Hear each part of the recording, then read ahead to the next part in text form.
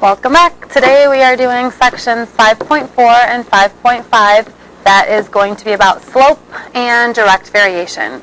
So if we're going to find the slope of the line that contains the point 4, negative 2, let's go ahead and plot that over 4 down 2.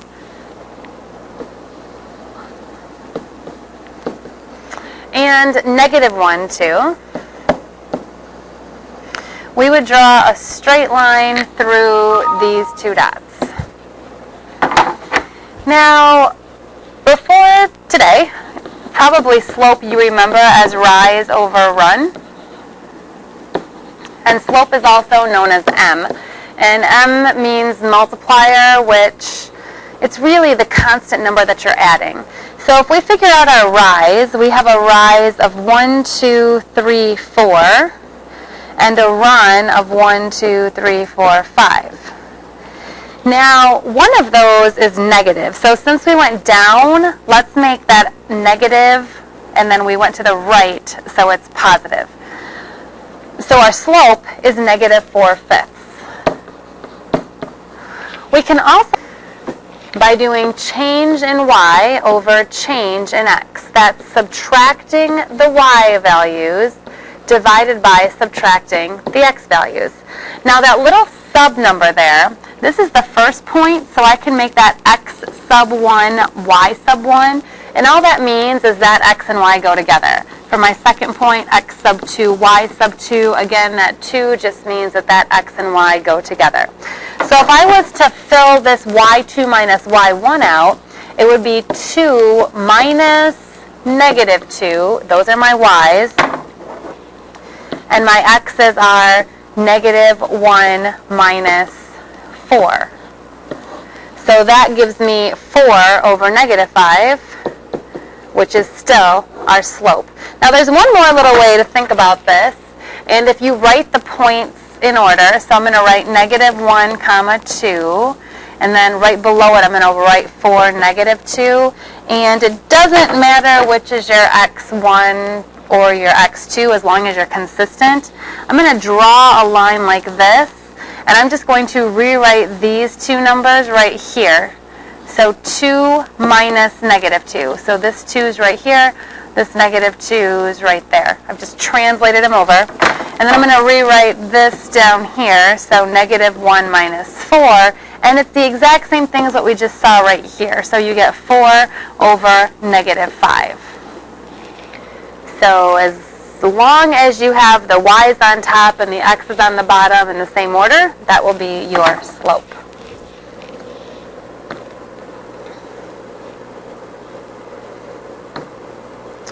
So the easiest way from a graph is just probably to do the rise over run, but the tricky part is figuring out exactly where it crosses the grid perfectly. So if you kind of look really close, I'm seeing this pattern right here, and you want to go through and make sure that that pattern is truly the same slope all the way through so you didn't make a mistake. So in this one we're going over 3 up 2, so this is a positive slope, and then again over 3 up 2, over 3 up 2. This is a good sign that I've done the right perfect points. So our slope, rise over run, is 2 over 3, a slope of 2/3. If you want to do this, where you actually get 2 ordered pairs, we could use any 2 ordered pairs. This would be 1, 1, 2, 3, 4. And over here would be negative 2, 2. And if we write those 1, 4, negative 2, 2 like this, we can do our little thing where we do y2 minus y1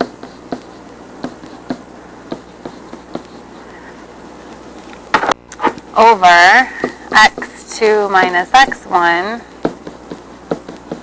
which is 1 minus negative 2. And again, we get 2/3. So that's a great way to check yourself to do it more than one way. All right. From a table, you have to make sure that your x is going up by a consistent amount. If we look at this, as y goes up by 4, x is going up by 2. So in that one, the slope is 2. And then 5 to 11 is 6.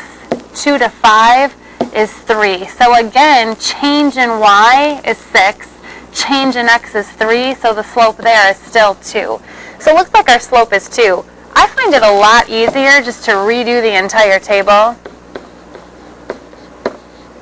And if 0 gives me 1, 1 should give me 3, 2 does give me 5, 3 should give me 7, 4 should give me 9, 5 does give me 11, and 6 does give me 13. This is an increase of 2 as x goes up by 1, so that's also a slope of 2. So we could actually write the equation out for this. This is our b, so our equation would be 2x plus 1.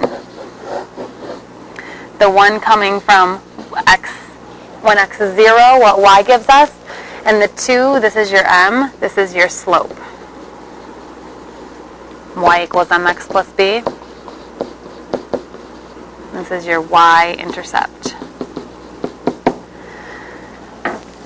Alright, if we look at the next one, this is a little unique because x is always the same. If we were to think about what a graph of that would look like, we would go over 3 down 5, over 3 down 3, over 3 down 1, over 3 down 0.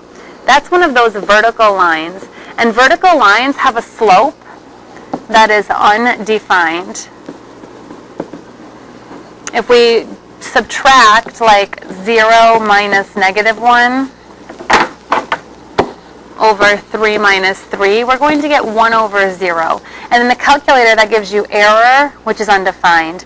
The equation for this is x equals 3, because x will always equal 3. The slope is undefined, does not exist.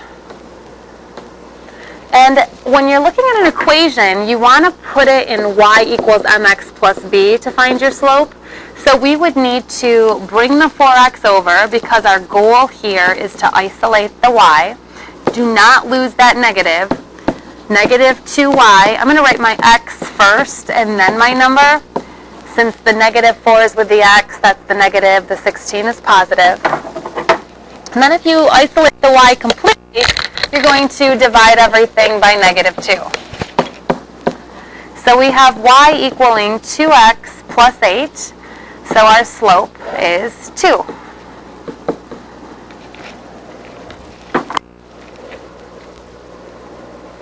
Another way you could do this is you could get 2 points. You could find the x-intercept, which means y equals 0. So if y equals 0, I'm not looking at that. And that would mean that 4x equals 16, so x is 4. So the x-intercept is the point 4, 0. And then you could find the y-intercept, which means you plug 0 in for x, so that would cancel. And you get negative 2y equals 16. When you divide by negative 2, you get negative 8. So this gives you the ordered pair 0, negative 8. And then if you write those ordered pairs out, 4, 0, 0, negative 8. Draw your line here. 0 minus negative 8 over 4 minus 0. We get 8 over 4, which is 2. So our slope is definitely 2. We've double, triple checked ourselves. All right, direct variation. If you remember from the opening problems, direct variation means that there's no b. There's nothing added to any of these. It's just a number times x. So every single one of these are direct variation. This would also be direct variation. Tickets are $8 each. There's no base amount. I earn $15 per hour. There's no set amount. This would just be y equals 8x. This would be y equals 15x. So all of those are direct variation. Down here, this whole extra piece, this doesn't even have an x. There should be a space here. And this is the minus 1/2. None of those are direct variation because they have something added. They don't start at 0, 0, which is the origin. So even the taxi charge is $3 per mile plus $5 pickup charge. That would be like y equals 3m plus 5, or t for taxi. That's not direct variation. Henry runs a meter per second with 30 meter head start. 1 meter per second with a 30 meter head start. That should be y equals. Again, you've got this extra business, not direct variation. So the formula for direct variation is y equals k times x, and k is called the constant of variation. K is also, just like m, your slope. You can also think of it as y over x equals k. So if you figure out the ratio in your tables and you always have the same number, then you have direct variation. So if you look at this first table and you do k equals y over x, so 9 over 6 is 3 halves, 3 over 2 is 3 halves, 16.5 over 11, the question is that 3 halves? Well, 3 halves is 1.5, so if you think about 11, and then half of 11 is 5.5, that is also 1.5, so this is direct variation. Another way to look at this one would be to look at it in a table. And if 2 gives you 3, and if 6 gives you 9, this 1.5 is kind of like, or it is your m. So we could fill in 1 giving us 1.5 and 0 giving us 0. We could write our equation as y equals 1.5x. That's direct variation. Over here, 3 gives us 10, 4 gives us 13, 5 gives us 16. This time it's a little more difficult, like 16 over 5 is not the easiest number. It's 5 times 3 is 15, so it's 3 1/5. Then you could do 13 over 4. So it might be easier this time to see that we add 3. So as long as 0 gives us 0, this is direct variation. So if you go backwards, 2 should give you 3 less, which is 7. 1 should give you 3 less, which is 4. And 0 should give you 3 less, which is 1. So this is not direct variation. This equation would be 3x plus 1. That makes it not direct variation. We could also continue the dividing if you'd like to do that. 4 goes into 13 3 times, that's 12 and 1/4. And 10 goes into 3 times, that's 9, so 3 1/3. So that's another reason it's not direct variation. 2 different ways to think about it.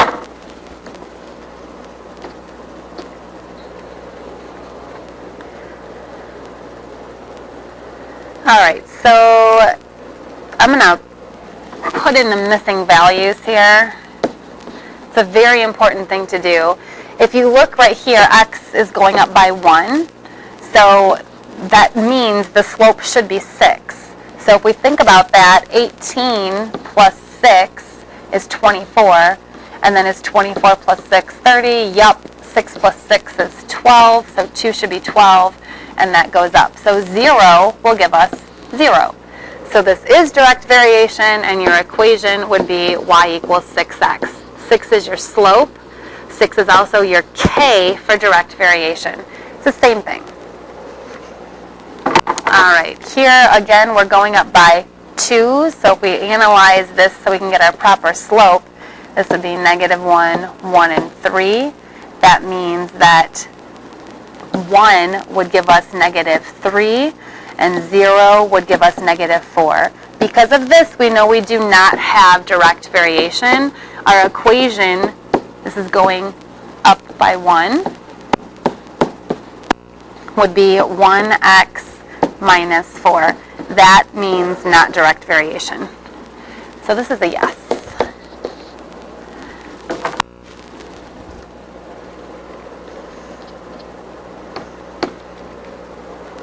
So So if we have direct variation, we know that y equals kx. And we also know that y over x equals k. So if we have direct variation, then if we have y over x equaling k, and if k is the same, if it's direct variation, then the y over x of the first point should equal the y over x of the second point. So we can go ahead and figure out what the other y should be. So 12 over 8 will give us a constant of, if you want to reduce this, you could take a 2 out of both. 6 over 4, if you want to reduce that again, 3/2. So we need to figure out what over 20 will also give us 3/2. You might want to do this by writing your equation, y equals 3/2 x, plugging 20 in for x, and solving for y. So that would give you 30, because you could reduce this and make it 10. You could also do your proportion, or you could reduce taking the 0 off, or you could cross multiply. So any of those methods work, giving you y equaling 30 for direct variation. So we can do the same thing for the second problem. If you want to pause it and try to see if you get the right answer, it might be a good idea. So y over x would be negative 6 over 12. And this y over x is something over 5. So negative 6 over 12 is negative 1/2. So we're thinking of the equation y equals negative 1/2 x. If you plug 5 in there, it's negative 5/2.